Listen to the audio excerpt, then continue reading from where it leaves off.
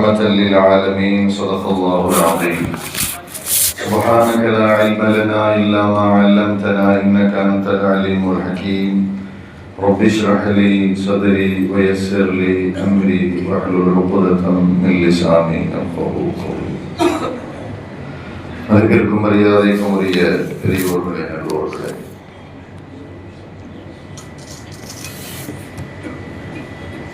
சிலர் எல்லா காலங்களும் எல்லா நேரங்களும் சிறந்தவர் என்று அழைக்கப்படுவார். அப்படி எல்லா நேரத்திலும் சிறந்தவர், எல்லா காலங்களிலும் சிறந்தவர். ஆங்கிலத்தில் சொல்லுவார்கள் greatest of the all time. எல்லா காலங்களும் அவர் சிறந்தவர்பா, எல்லா நேரமும் சிறந்தவர் என்று சொல்லப்படுபவர்கள் மக்களில் இருப்பதை நாம் பார்க்கிறோம். ஆனால் அது உண்மையா பொய்யா என்பது நமக்கு தெரியாது. எல்லா நேரங்களும் சிறந்தவர் என்றால் வெளித்தோற்றத்தில் அவர் சிறந்தவராக மக்களிடம் காட்டிக்கொண்டு அவர் உள்ளே அவர் குடும்பத்திலே இன்னபிற உறவுகளிடத்தில் ஒரு மாதிரியாக நடப்பார் என்றால் அது நம்மால் அறிந்து கொள்ள முடியாது. ஆனால் இந்த உலகத்தில்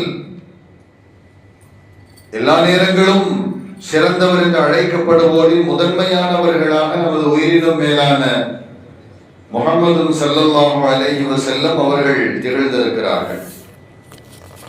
அவர்களுடைய வாழ்வின் அனைத்து காலங்களிலும் அவர்கள் ஏற்றிருந்த எல்லா பொறுப்புகளிலும் மிக மிக துல்லியமாக சரியாக செயல்பட்டு உலகம் வியக்கும் அளவுக்கு ஒரு நன்மைகளின் பிறப்பிடமாக, நன்மைகளின் தாயகமாக, நற்குணத்தின் ஒரு மிக பெரும் குன்றாக, நல்லவராக வாழ்ந்து இந்த மனித சமூகம் அனைவராலும் பின்பற்றப்படுவதற்கு தகுதி படைத்த ஒரு உயர்ந்த நிலையுடைய மனிதராக, மகானாக வாழ்ந்து காண்பித்தார்கள் நமது முஹம்மது ஸல்லல்லாஹு அலைஹி வஸல்லம் அவர்கள். எனவேதான் மாற்று மத அறிஞர்களில் பலர், ஒருவர் அல்ல பலர் பெருமானாரை பாராட்டி பேசிய நிகழ்வுகள் எல்லாம் உண்டு. காரணம் என்னவென்று சொன்னால், கண்ணியத்திற்குரிய சகோதர பெரியோர்களே, ஒரு மனிதரிடத்தில் அனைத்தும் இருந்தும் பணிவு இல்லை என்றால் அவன் சமூகத்தில் மதிக்கப்பட மாட்டான். ஆனால் பெருமானாரிடத்தில் பணிவு என்று சொல்லப்படுகிற குணம் அது கொட்டி கிடந்தது. ஸல்லல்லாஹு அலைஹி வஸல்லம் அவருடைய பேச்சாக இருக்கட்டும், ஒரு கருத்தாக இருக்கட்டும், செயலாக இருக்கட்டும், மக்களிடத்தில் பழகும் விதமாக இருக்கட்டும், அனைத்து விஷயங்களிலும் அனைத்து குணங்களிலும் பெருமானார் ஸல்லல்லாஹு அலைஹி வஸல்லம் அவர்களிடத்திலே பணிவு என்பது ஒரு மிக பெரும் இடத்தை பிடித்திருந்தது என்பதை நாம் ஹதீஸ்களின் வாயிலாக பார்க்கிறோம்.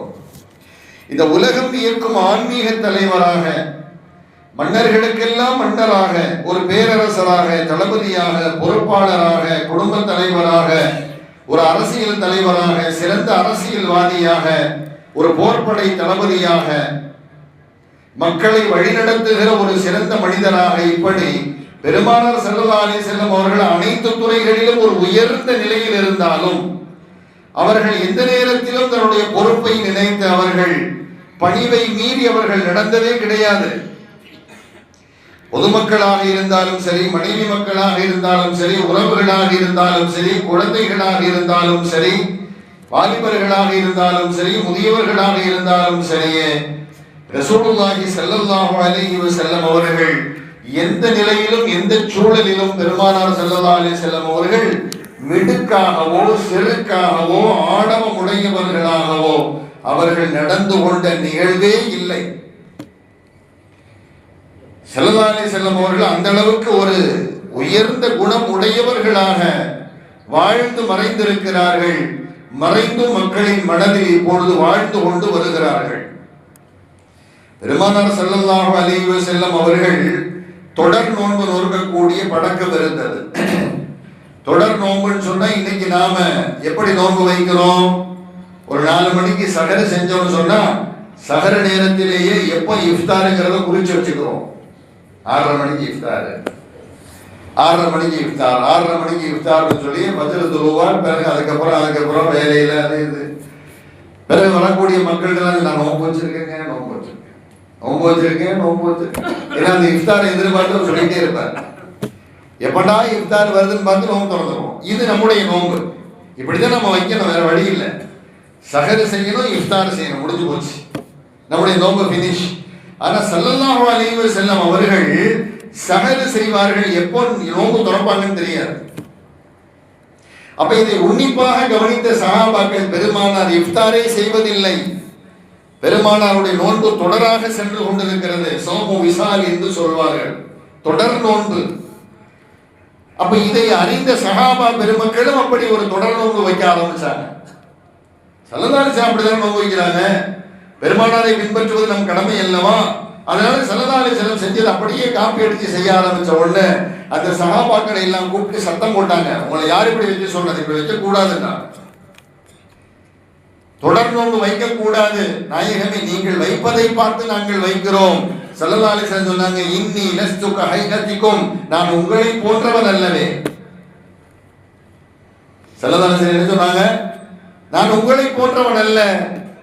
இன்னி அபீது யுத்இமுனி ரப்பி வ யஸ்தீனி, நான் உண்டவும் பருகவும் வழங்கப்படுகிறேன்.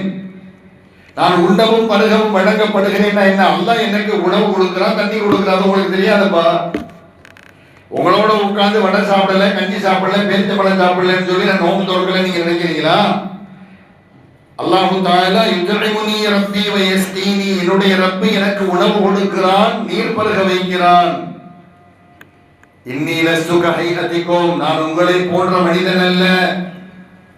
பெருமானாரினுடைய உயர்ந்த நிலை இந்த ஹதீஸிலே விளக்கப்படுகிறது. இந்த மாதிரி ஒரு நபரை நீங்க உலகத்துல காமிக்கவே முடியாது. சும்மா ஏமாற்றி மேஜிக் செய்யறவனை காமிக்கலாமே தவிர, கண்கட்டி வித்தக்காரனை காமிக்கலாம், குரலை வித்தக்காரனை காமிக்கலாமே தவிர, உண்மையிலேயே இப்படி நடந்து கொண்ட ஒரு மனித புனிதரை நீங்கள் எங்குமே பார்க்க முடியாது, எங்குமே காண முடியாது.